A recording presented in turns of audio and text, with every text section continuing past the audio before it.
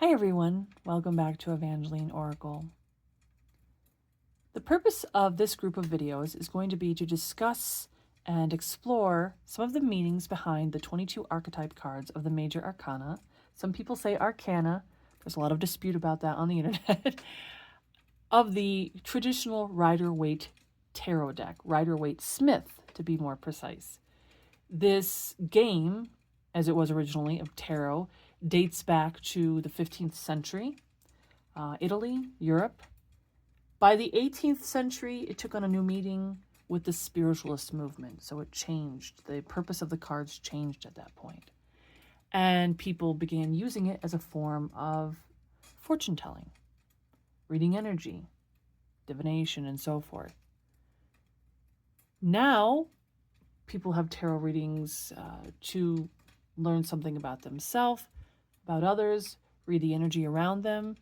Personally, as an angelic intuitive, a card reader, an energy reader, I use the cards to connect with your angels, guides, loved ones, to see what, if any, messages are coming through to explain anything that you're going through or can potentially be going through. In the 22 archetype cards that we start out with, we look at the meanings of the card based on our intuition, proximity to other cards. There is a lot that goes into it, but also the imagery depicted on the cards. Pamela Coleman Smith is the artist of these cards, and I will say this is the colorful neon tarot, which is an iteration, of which there are many, of the Rider Waite Smith deck. I just happen to like the colors, but it is based on the original Rider Waite Smith deck. So this will be breaking down 3 cards at a time, and then I will have other videos exploring the 4 suits, the pentacles, cups, swords, and wands suits. So now, if we start with the first card, which is technically 0, with the Fool on the left, in the middle we have 1 with the Magician, and we have the High Priestess with number 2. The Fool. So this archetype is someone who is off on an adventure. They have a very frivolous kind of sensibility. The Fool represents someone who is confident in their convictions. They are looking up toward the sky. They're not looking where they're walking. And if you notice, that's not necessarily a great thing because they're about to go off a cliff perhaps. But in any event, they have a lot of confidence in where they are going. They don't really know what's ahead of them, but they have this sensibility that tells them that they are going to just go off into the wild blue yonder and everything's going to be okay. They have a lot of hope. They have a lot of ambition. Some will say the Fool has a lot of naivety because, again, they don't know where they are going and they don't really seem to care. They just know they are moving forward. So the Fool tells us that it's time for an adventure. Getting out of a kind of cyclical situation where we're going through the same thing every day. Maybe we are ignoring that kind of childlike innocence inside of us that says we should just throw caution to the wind. Be less concerned about the fears and the what ifs and the possible dangers lurking around the corner and take a chance. Don't let ego dictate everything you do. That's kind of the message of the Fool. Okay? And in another video, I will discuss reversals because sometimes they're not what you would assume. They're not always the polar opposite meaning. In fact, they rarely are polar opposite, but that's something to note as well. But this is the upright meaning of the Fool.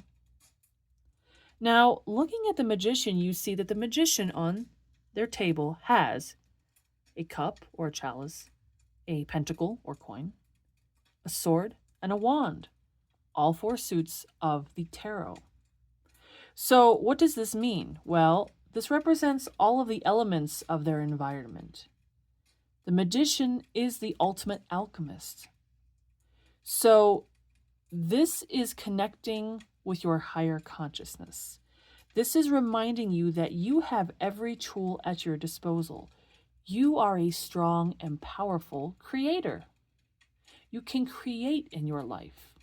You can create your reality. This is something that often comes up when we are feeling stuck, I find. The magician will come up to say, you can get through this and you know how to get through this, but maybe you're being bogged down. And again, I will mention fear is a very common thread in the tarot deck. Not to be fearful, but the idea that fear holds us back from so much. We give so much power to fear. So the magician wants you to focus on what you know you can create, what you know you can do, what you know you have control of, to let go of self-doubt, to remember that you are your own creator in your life. You have every part of the element that you need. Keep your thoughts high, keep your thoughts optimistic, and recognize the power that you have in that creation. Now, the next card is the High Priestess, and this is a card that personally I was very confused about when I started reading tarot. I couldn't quite discern what the High Priestess was about. This is a card that really connects you with the divine. And your sixth sense, your intuition, your knowing, that voice that we often ignore that says, you know what's really going on here. Or you know what the answer is. Dig down deeply and recognize that you know more than you are giving yourself credit for. The High Priestess has the ability, the sixth sense, to see beyond. She knows what she is doing. She knows what she is capable of. She knows what people are thinking. She knows what their actions really mean. She reads between the lines. There's a lot of trust involved in the High Priestess. Incidentally, if you look at this card, you'll see two pillars, one on the left of her and one on the right. These represent pillars to the entrance of the Temple of King Solomon. So this idea of this kind of preternatural wisdom, this knowledge, this knowing. When you get the High Priestess, it's often an indication that you do know what the situation is about. You do know what is unfolding. You do know what you should do. Giving more energy to your sixth sense and your intuition, your inner guidance, and less to fear. Don't give the fear so much power. Don't let the fear drown out that higher knowing.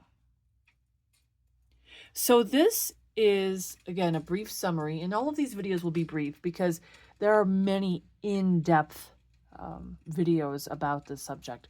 But this is just kind of an overview when you are starting out, perhaps, or just a refresher of what some of these archetypes represent. Again, the Fool, the Magician, and the High Priestess, cards 0 through 2. Next video, we will focus on cards 3, 4, and 5.